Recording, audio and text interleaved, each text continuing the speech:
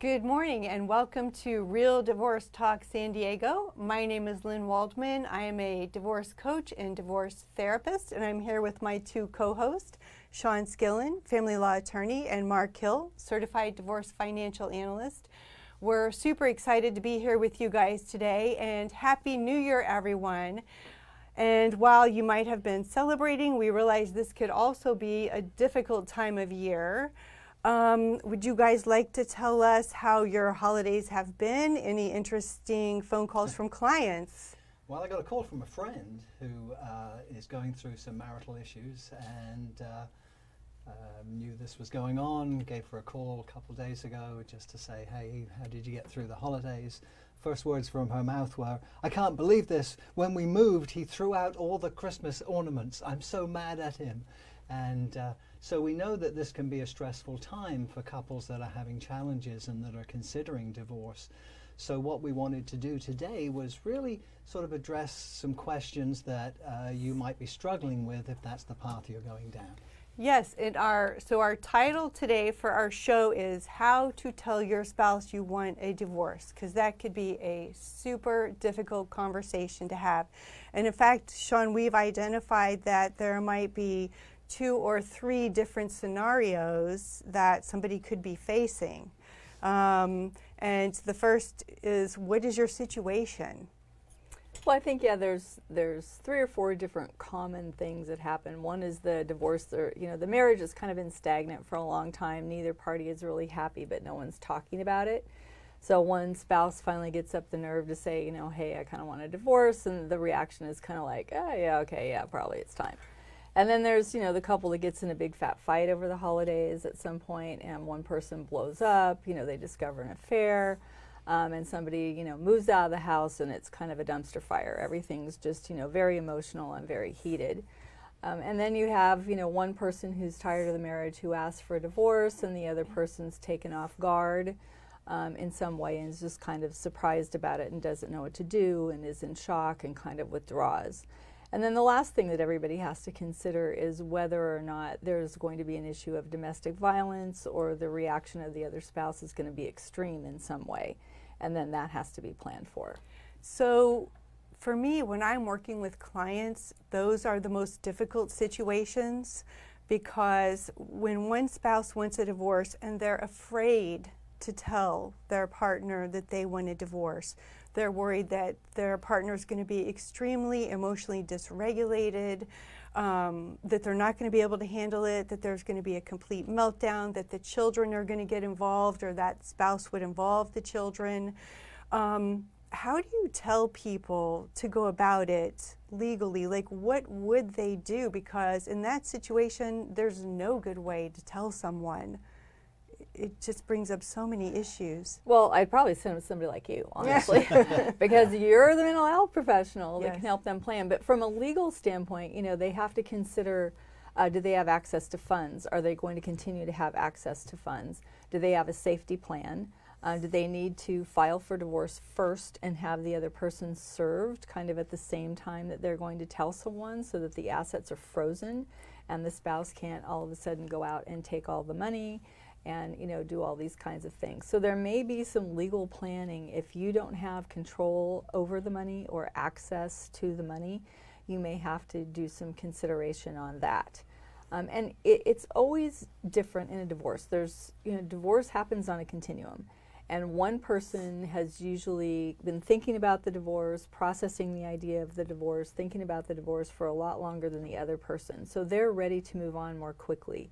And you have to realize that the other person is probably going to go more slowly. And the person who's further ahead always has to be patient and wait a little bit for the person behind to catch up. I always say that in essence, the divorce will proceed slightly faster than the slowest person can tolerate. That's right. Because you've got to bring them along. Yeah.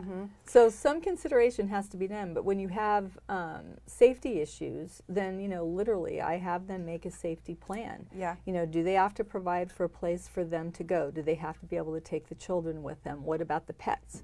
In domestic violence situations, often the pets have also been threatened, and so people will stay because of the dog or the cat or the bird or whatever. So there's some planning that has to be done in terms of that. They have to have a safe place that they can go with their children and their pets if necessary. Now, I'd like to encourage our viewers and listeners to write in with questions. We'd be happy to answer questions now or even after the show, so please feel free to write in any questions that you have. We also have a workshop coming up this Saturday from 9 to noon in Carmel Valley. It's called the Divorce Options Workshop, and you can find it on our website. It's the Collaborative Family Law SanDiego.com website, where you can find out about signing up. And again, the workshop's from 9 to noon, where we will be there to answer some of these questions. So Shawn, further, I'm really interested in the situation when one spouse is really worried about telling the other, and there are kids. How can they legally provide for the children's safety? Because yes, I believe there has to be a plan for safety. And at the same time, the spouse that's concerned, how can they take the children out of that situation without looking like they're taking the children away from the other parent? So what is the legal complexity in that? Well, it is complex because if there is a history of domestic violence and it's never been reported and there's no restraining order, then you have to be careful about saying, looking like you're kidnapping your own kids.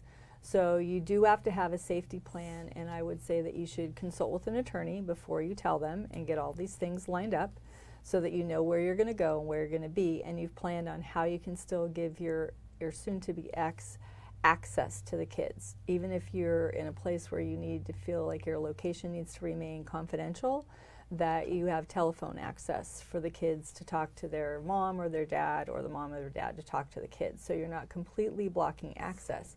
And then your attorney can get a hearing scheduled early on in the case so that you can go to family court services and you can get a parenting plan in place, or you can get a restraining order in place if that's necessary.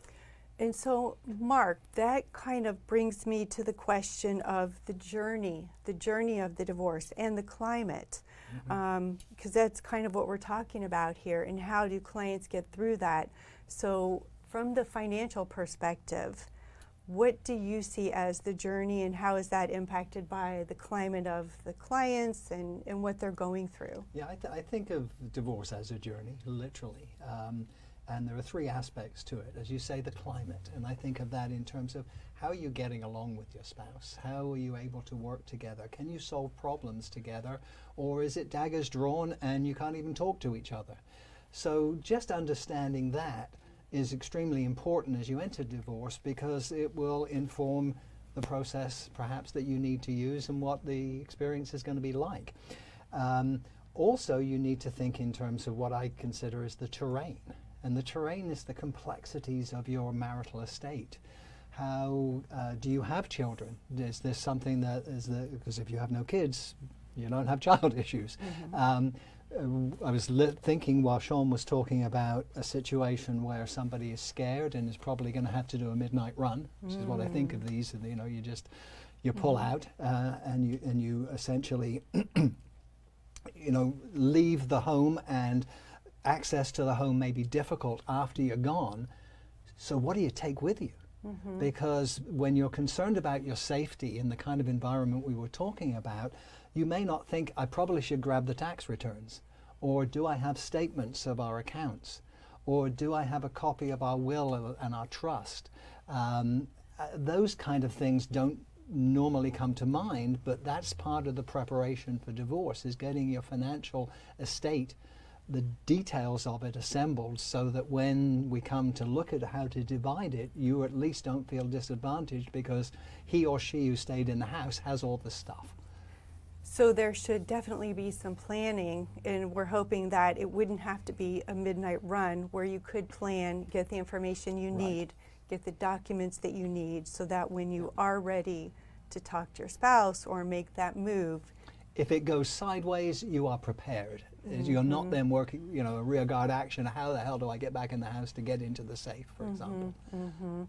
Yeah, and I think in the divorce where it's going to be a little easier, it's going to be an easier journey. Both parties kind of agree that they need to move forward.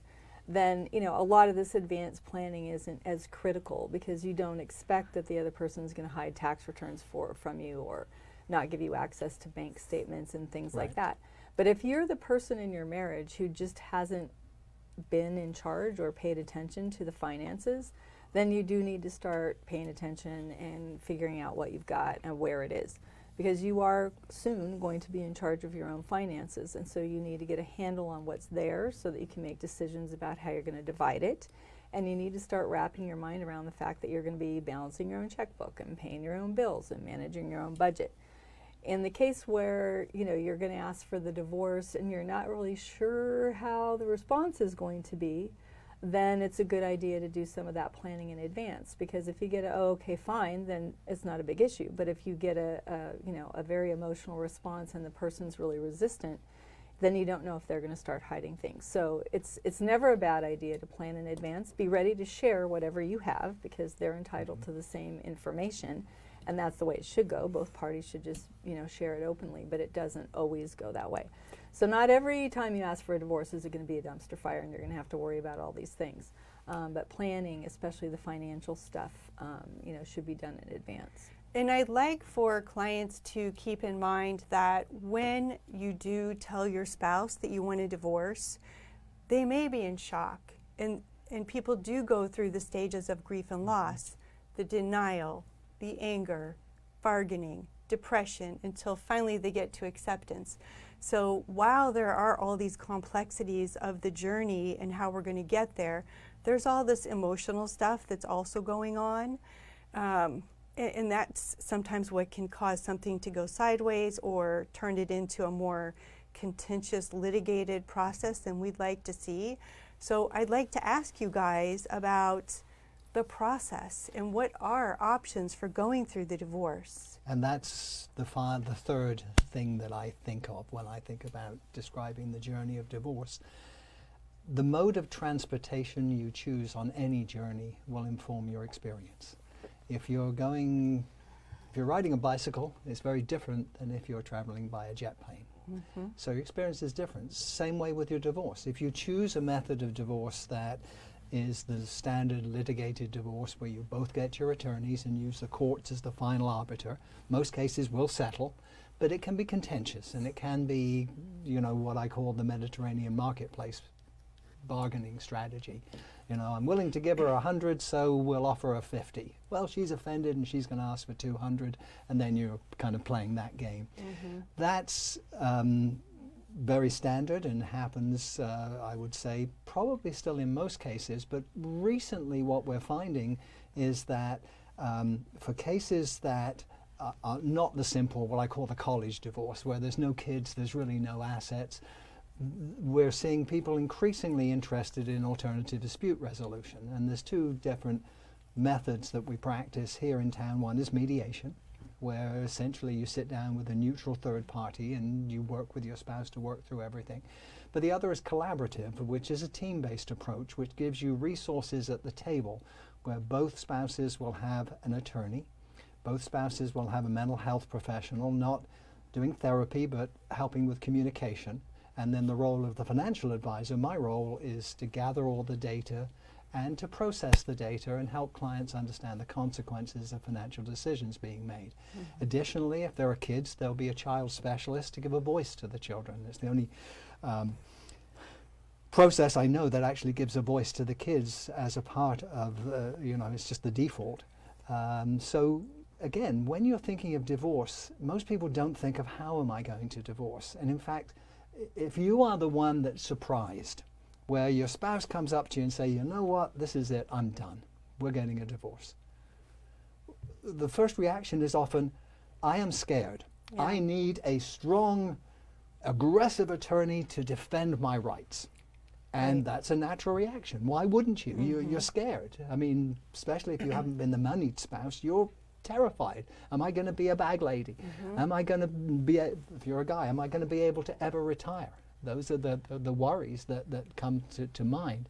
So you have to think in those terms of is this something we can do through a mediated process, through a collaborative process? Do we need the resources, or are we going to be able to work through this together? Or is it just all bets are off and we have to go through the court process because I know it won't work in any other way?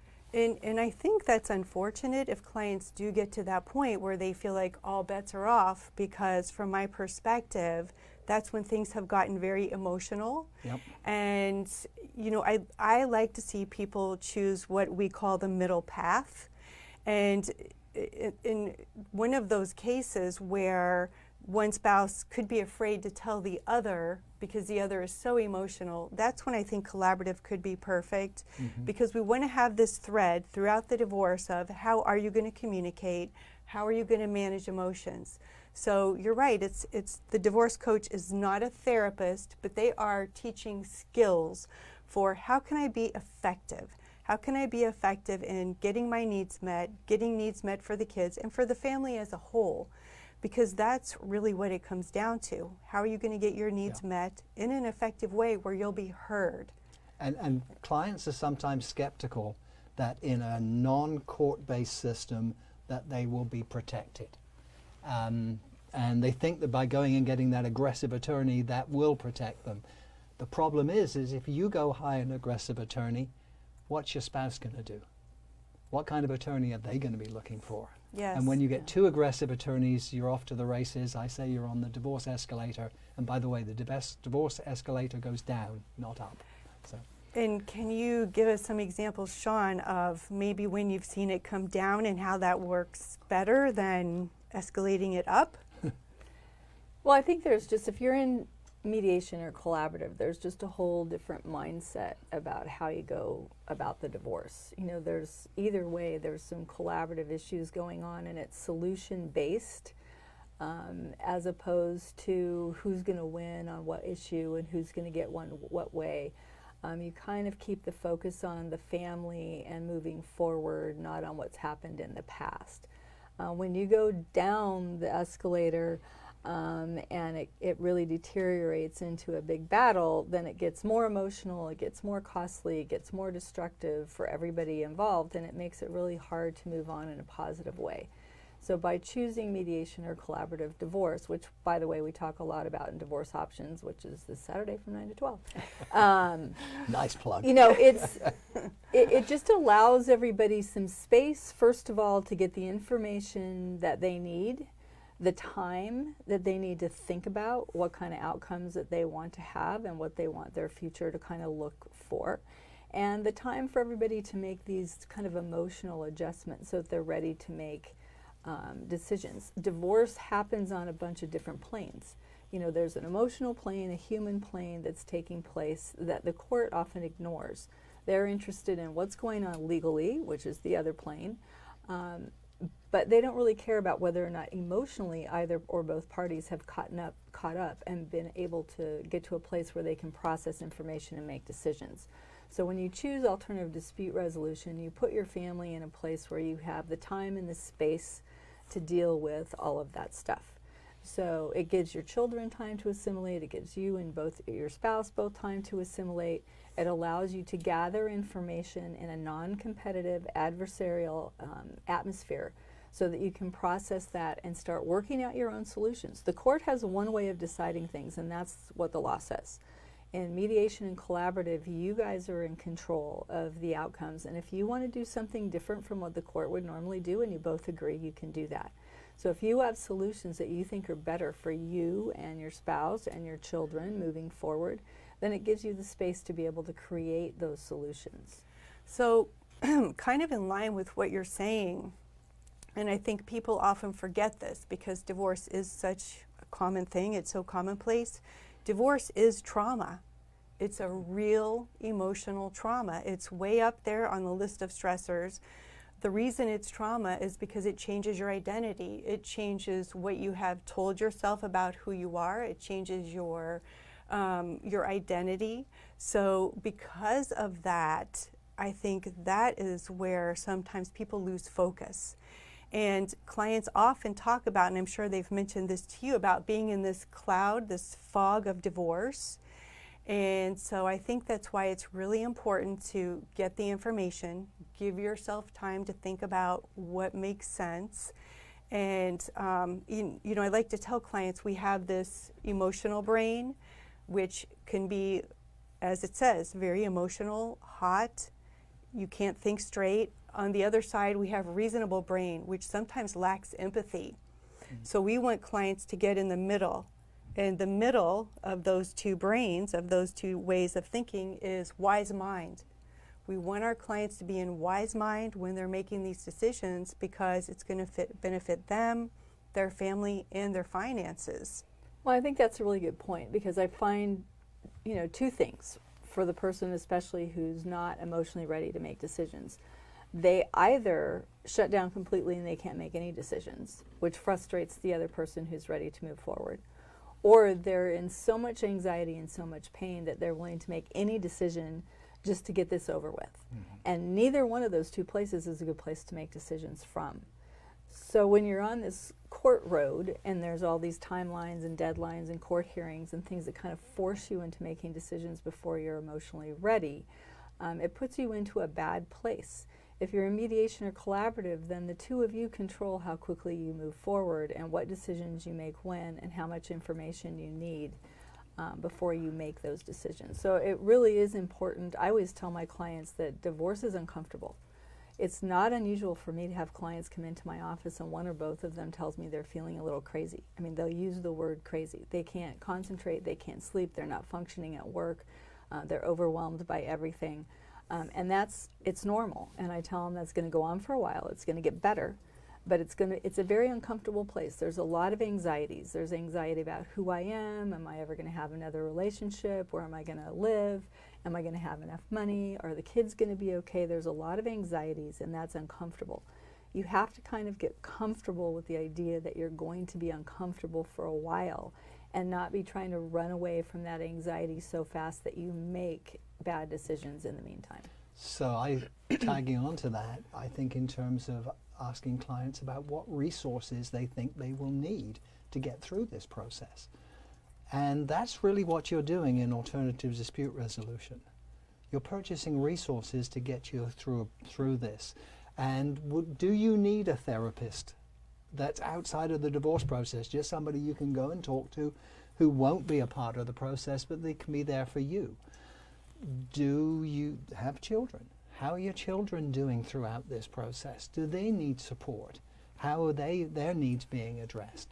And when you think about it in those terms, it's very different than the defensive response, which is, oh my God, they just told me they want a divorce and I'm scared, so I need to protect myself. So if you can think in terms of what resources will we need to get through this and how can we best achieve this, because particularly if you have children, you have no choice but to have a relationship with this person going forward.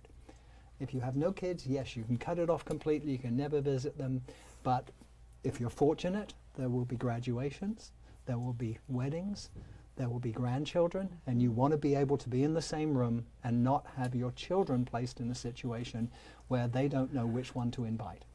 And we will be talking about those resources and how you can have people available to you this Saturday at our Divorce Options Workshop. I just want to mention that again because it is a great place to find out how you can get your needs met and have a team approach and go through the divorce the best way possible with the least amount of trauma possible. So Lynn, I just kind of want to go back to our topic of how do you ask for a divorce? Yes.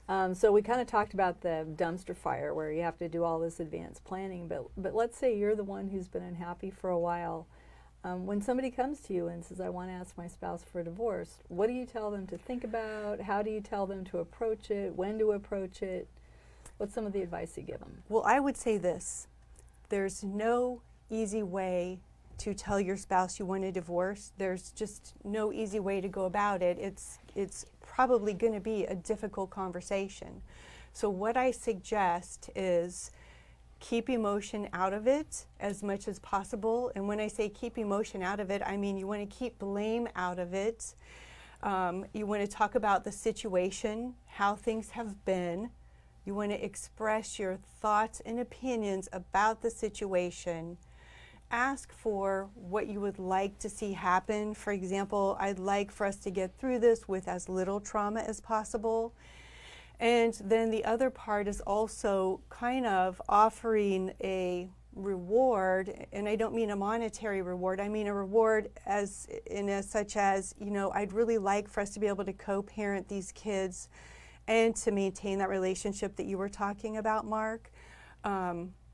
Because, thinking about the future, we are going to be at weddings, we're going to be grandparents together if you do have kids. Another possible reward would be we'd be making decisions together. We want to keep this about us without making it a litigated, horrific event that it doesn't have to be. So it is about keeping the emotion out of it, expressing your thoughts and opinions in a way that is not blaming, asking for what you want. You want to maintain your boundaries because you might get a lot of yes, but we haven't tried this, yes, but we haven't tried counseling. And I think that's part of the bargaining and the grief and loss process when you get a lot of yes, buts. And you want to appear confident. Even if you don't feel it, you want to appear confident because that's going to help you in the process. And lastly, you want to be willing to negotiate. Your spouse may say, I understand what you're saying, I need time to think about it. Give them time to think about it. You also want to have a gentle approach and an easy manner. And again, that's kind of like without blame. You want to validate the other person's concerns. Like if they say, I'm shocked, I'm surprised by this, I can't believe it. I think it's okay to say, yes, I realize this is coming as a surprise. Validate their emotions. That's going to help them feel much more understood and have an easier time getting through this. And the other part of it, I know this is kind of a long answer, but I have thought about this for a while. The other part of it is not apologizing. You don't need to apologize for what you want in life and for how you feel about it. And sticking true to your values. Remember what matters to you and what's important to you. That's going to help you. And probably it's going to be more than a one-time conversation. You might have to have the same conversation a couple times. And get assistance with a therapist if you think it's going to be difficult, because you're probably going to also need to process this as you go through the request of the divorce or the information of I want a divorce. So let's say I ask my husband nicely, kindly, set it up in a time, where the kids aren't home and there's no stress and all those kind of things. And what I get is the resistance, and I want to go to counseling, and I want to do this, and I want to do that. What do you tell the other person? Say the other person's absolutely certain that they want a divorce, they've been processing this for a long time, and they don't want to, change. They're not going to change their mind. Would you still, advise them to go to counseling with a reluctant spouse?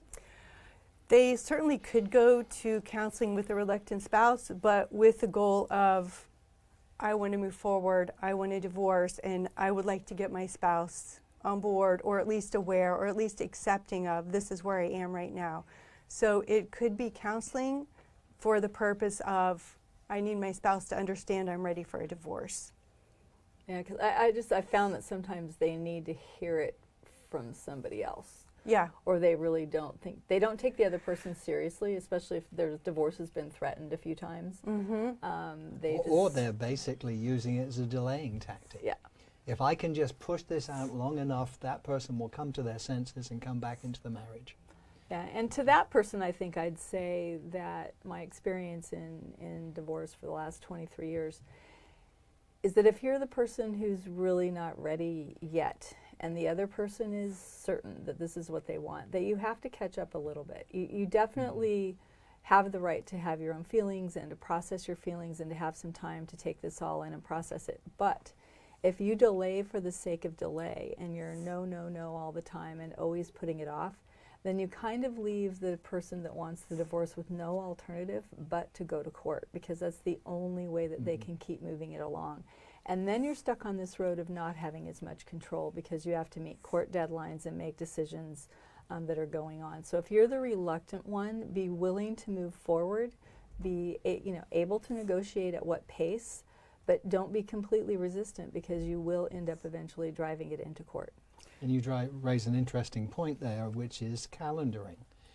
We're all busy. We've all got so much stuff we need to do every day, especially if we have jobs, careers, we have children. The courts don't care. You have a date. You will be there, or your attorney will be there on that date. In alternative dispute resolution, you get to control the case in terms of the calendaring and the pacing of the case. And that's a big difference. And most people experience huge anxiety when they need to go in front of a judge. Yes. It's a strange feeling to be served for divorce, because you are being served with a lawsuit. And if you've served with a lawsuit, haven't you done something wrong? Yes. You know, so therefore, that's the kind of the mindset that it takes you to. Yeah, so it would be much better, of course, to keep it out of court. Yeah.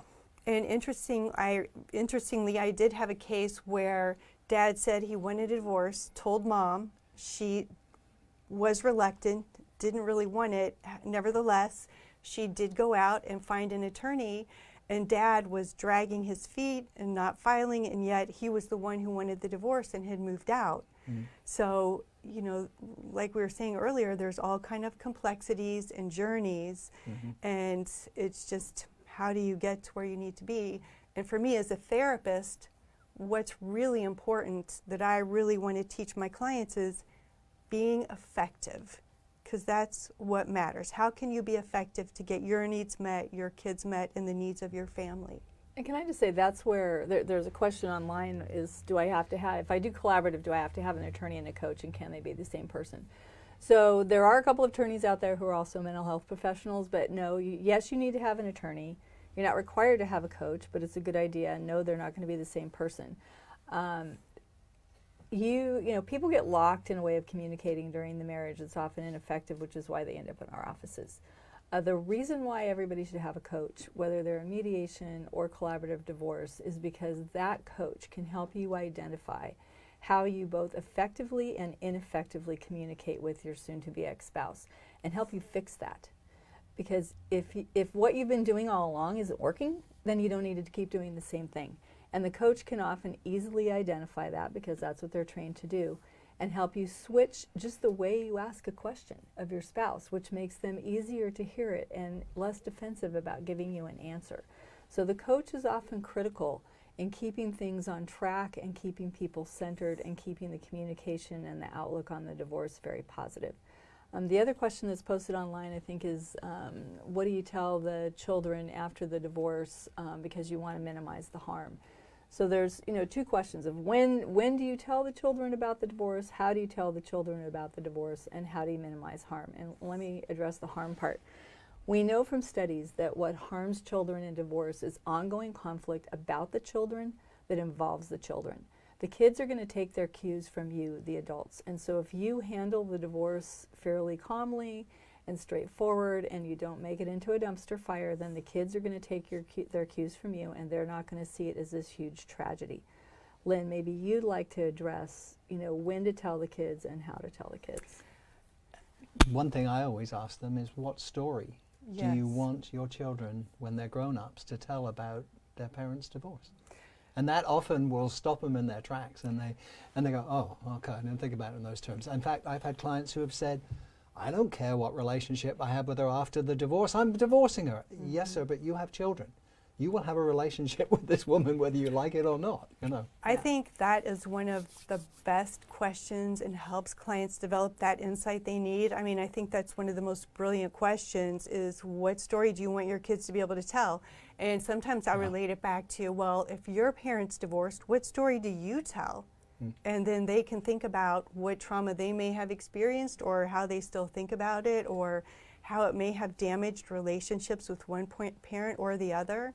So, or even grandparents. Yeah. You know, that's one thing that often gets forgotten in this, and the courts don't do anything about. So if you have your children have developed a strong relationship with your soon-to-be ex-spouse's parents, do you want that to continue? And how can that continue if you have this knockdown, drag-out fight with the spouse? And how are your kids going to feel? How is your relationship with his parents, her parents going to be? yes. It's complicated, and the more we can talk about this and not have some arbitrary fellow or lady sitting in a dark robe on a high stand, tell us what to do, the better off we are. And I speak from personal as well as professional experience. Yes, yeah, because those court records are not private. Yep. Anybody could be sitting in the courtroom, right? I tell a person if they think that their best solution is court, take a morning, go down and sit in a courtroom and just watch how the process works. So Lynn, back to Lucci's question, I do want to make sure it gets answered, is how do you tell the kids? Well, I suggest this, that the parents think about it together. Oftentimes parents will come up with a script. Again, there's no easy way to tell the kids. It depends on the ages of the kids. And giving them information, I believe, as you have it is what makes sense. I do have clients who come in and they'll come up with a game plan for how they're going to tell their kids. Definitely, you don't want to tell your kids around any major holidays, any major events, birthdays. You want it to be kind of a time when things are stress-free and they're kind of settled in with their daily routine. And if at all possible, I think it's best if mom and dad can tell them together, and again, without blame. So that takes some pre-planning. And I think this also is going to be a conversation they're probably going to have more than once. I have clients who plan and plan and plan that they're going to tell the kids about the divorce, and when it gets right down to it, they just cannot bring themselves to say it. They'll tell the kids they're going to be living separately, and I think over time the kids Work it out. work it out. Yeah. Yeah. But there's just no easy or good way to do it. How does age of children impact how you approach this?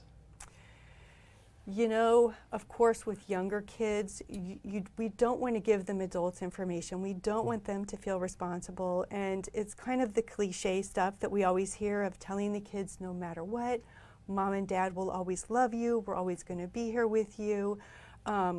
Involving them as much as possible on an age-appropriate level. Like if one parent is going to be moving out, letting the kids decorate their room, because we want them to feel like they have two homes. And in fact, I interviewed a little 5-year-old girl whose parents were living separately, and I asked her, what is it like having two homes? And she, being this most precocious, intelligent kid, said, it's the same as having one home, you just have to drive. Very good. Which I actually thought was great, a reflection of good co-parenting. So, Well, my son was about 7 or 8 years old, and he would always spend Christmas Eve with his mom, because that's when her family celebrated Christmas, and in the morning come over to my house and we'd open presents and so on. And I'm driving him back and forth around that time one time, and he goes, Dad, I kind of feel sorry for kids whose parents aren't divorced. They only get one Christmas. I know, that's so funny. It's usually the parents who have the harder time with the holidays because they come to this realization at some point during the divorce, even the person who asked for the divorce, that they're not going to spend every holiday with their kids anymore. And I always tell them, you know, it's a hard thing for you to adjust to, but your kids don't really have a hard time with having more than one Christmas, more than one birthday. They don't like having 2 Thanksgiving dinners in the same day, and those kind of things. You know, the other thing I tell people is that, you know, your kids grow up and they move out, whether you stay married or not. And eventually you're not going to spend all the holidays with your children anyway. They're going to have spouses and in-laws, and maybe they live across the country or in a different country. So you end up working out new traditions eventually anyway, and new plans, and so it all changes. The one thing that's constant in life is that we do have change, and so everything changes and evolves over time. Just sometimes in a divorce you're forced to do it at a time where you hadn't planned on it. Anything else you can think about asking about divorces, Lynn? That I think what occurs to me is, as a divorce lawyer for 23 years, I've had so many clients who call me and say they're thinking about getting divorced, and they want to ask, you know, what happens and what's it going to be like and how much money am I going to have and all these kinds of things. But it often is a decision that takes years for people to get to. So if you're that person who's sitting there thinking, you know, it's 2019, do I still want to be married in 2020? You know, realize that this is a decision that often takes a long time to get to, and that that's okay. And, you know, when you're ready, you'll be ready, and then you can seek out some resources and figure out how to do it. yes, yeah, and lastly, I would like to add that the contention and the fight, I feel like it just isn't worth it. You know, it's not worth the emotional expense, the expense to your family, the finances.